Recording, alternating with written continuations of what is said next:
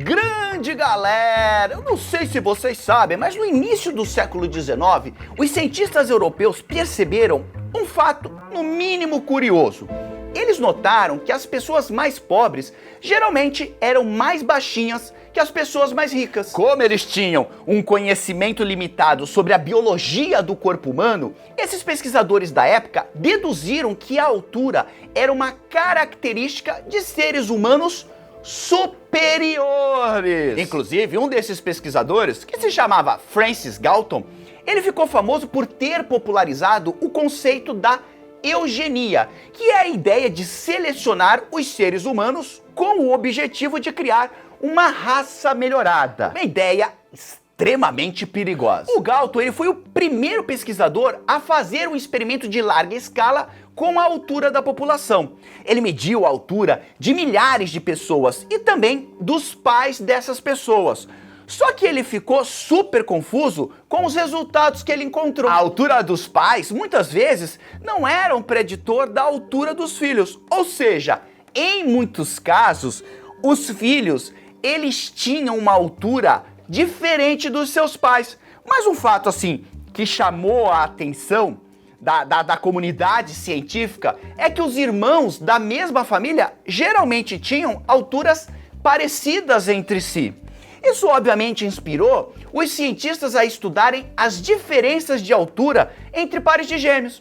Eles queriam entender se a genética realmente ditava a altura ou se algum outro fator misterioso influenciava nisso. Depois desses estudos, os cientistas descobriram que os gêmeos idênticos, eles têm tendência a ter alturas parecidas, mas não exatamente a mesma altura. Aí então ficou claro que quando estamos falando de altura, os genes são apenas parte da história. Hoje, a gente sabe que a média de altura para os brasileiros é de 1,60 m para as mulheres e 1,73 m para os homens. Aqui, Jubijubão, 1,76 m, um cara acima da média. Agora, essa não foi sempre a nossa altura ao longo da história da evolução. Ao longo de milhares de anos, a altura dos humanos teve literalmente os seus altos e baixos.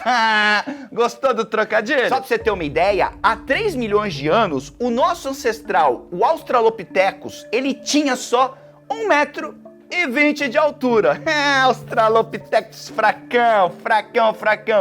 1 milhão de anos e meio depois, o Homo erectus ele chegou mais ou menos a 1,68 m. E na Idade da Pedra, cerca de 30 mil anos, alguns humanos chegaram a ter 1,83 m, ou seja, eles eram muito altos.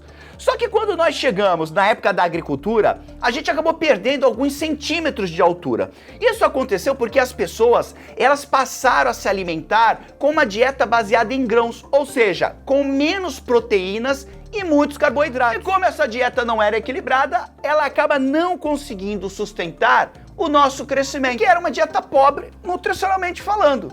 Por causa disso, a gente acabou ficando com uma média de altura de 1,60 m por milhares de anos. Até que, durante a Revolução Industrial no século XVIII, a altura das pessoas na Europa, de repente, teve um declínio.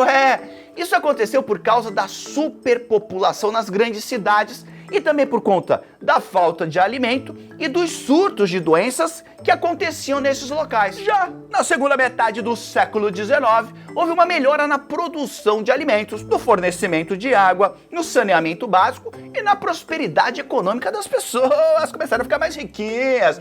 E aí começou um crescimento na média de altura e esse crescimento continua até hoje. A altura média dos europeus tem crescido aproximadamente 1 centímetro e 30 milímetros por década. E hoje, os homens holandeses são os mais altos do mundo. Só para você ter uma ideia, a altura média de um holandês de 19 anos é de aproximadamente 1,83 m, mais alto que o Jubijubão. Então você percebe que essas flutuações de altura ao longo da história mostram que os fatores ambientais, como a qualidade da alimentação e a presença de doenças, principalmente ao longo da infância, influenciam sim na altura das pessoas. E nem precisa de muito tempo. Às vezes essas flutuações acontecem em apenas uma geração. Se uma criança não tem comida suficiente disponível ou não consegue absorver nutrientes por causa de alguma doença, a chance dessas crianças se tornar um adulto alto são muito baixas. Ah, Jubilu, então é só a criança ser super alimentada, ter os cuidados básicos, que ela vai se tornar um ser humano super alto. Mais ou menos, mais ou menos. Muita calma nessa hora, porque obviamente que a genética também importa. E muito! Em 2007, os cientistas compararam a altura e o DNA de mais de 11 mil pares de gêmeos. É gêmeo que não acaba mais. Eles descobriram que 86% da variação da altura é determinada, sim, pela genética. O problema é que não se sabe exatamente quais são os genes que causam essa influência. Aliás, os cientistas já identificaram aproximadamente 800 genes diferentes que influenciam na altura, mas a maioria deles tem uma contribuição muito pequena. Por exemplo, o HGMA2 foi um dos primeiros genes associados à altura. Então você ter uma cópia da versão alta desse gene faz a pessoa ter apenas 0,3 centímetros a mais. Então, mesmo que você herde uma cópia do seu pai e uma da sua mãe, você só vai ter 0,6 centímetros extras. E todos juntos, esses 800 genes que a gente conhece, eles conseguem explicar apenas 27% da variação da altura. Ou seja, a gente não está nem perto de entender aqueles 86% que eu acabei de te falar. Então existe muita influência genética que a gente ainda não entende. Simplesmente assim.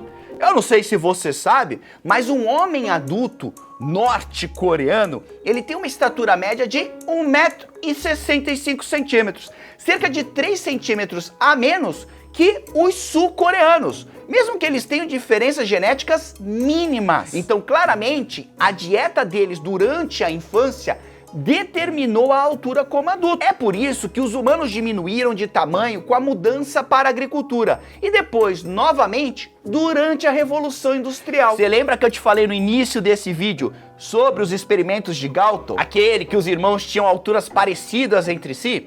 Então, não é coincidência, porque os irmãos, eles geralmente têm dietas e estilo de vida parecidos na infância e também na adolescência. Eles almoçam e jantam a mesma comida e têm os mesmos cuidados com a saúde. Hoje a maioria dos cientistas concorda que tanto a genética quanto o ambiente influenciam nessa altura. É uma grande mistureba de fatores e é por isso que a estrutura média de uma população varia de acordo com as suas condições econômicas e sociais. Talvez por isso holandeses sejam mais altos que os brasileiros. Maravilha! Me conta aqui nos comentários qual é a sua altura. Você é mais alto ou é mais baixo que Jubal? Vamos ver aqui, ó, a altura média dos inscritos do canal. No mais, desnecessário dizer que sempre é um grande prazer estar aqui com você. Um grande abraço. Tchau.